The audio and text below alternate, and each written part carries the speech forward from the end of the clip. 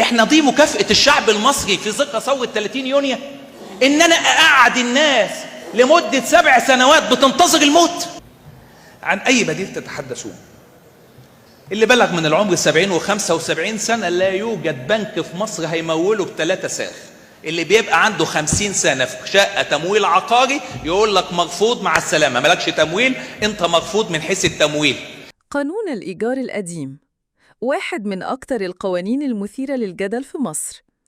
الناس منقسمة، في مالك بيقول أنا ما شفتش شقتي من 40 سنة وبقبض إيجار ما يجيبش كيلو لحمة، وفي مستأجر بيرد أنا ساكن هنا طول عمري وعندي أولاد، هروح فين؟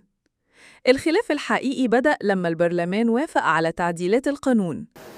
كل من تجبر ويظن أنه ملك من القوة ما يستطيع بها أن يفرض على هذا الشعب إيلاما، نستغفر الله أننا لم نشاركه في هذا العمل، ونتطهر أمام الله وأمام الشعب بأننا حاولنا وبذلنا قصارى جهدنا ولكننا فشلنا.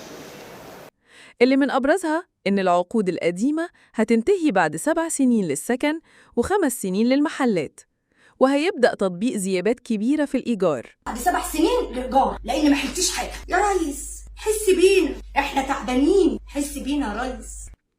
الملاك شايفين إن ده أخيراً إنصاف ليهم بعد سنين طويلة، وإنهم أخيراً هيستفيدوا من ممتلكاتهم بقيمة حقيقية. لكن المستأجرين شايفين إن الزيادات كبيرة وممكن توصل ل1000 جنيه في مناطق كتير، وده عبء صعب يتحمله ناس كتير دخلهم ثابت. كمان القانون بيقول إن في زيادة سنوية 15%، وكل محافظة هتكون لجنة لتصنيف المناطق: متميزة، متوسطة، اقتصادية، ودي اللي هتحدد القيمة النهائية للإيجار. القلق الأكبر هو الإخلاء بعد انتهاء المدة.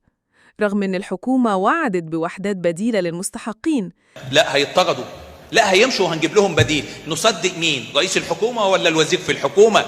لكن ناس كتير مش واثقة في التنفيذ. النتيجة؟ المستأجر حاسس إنه مهدد، والمالك حاسس إنه أخيراً هيرجع له حقه، وكل طرف شايف نفسه مظلوم.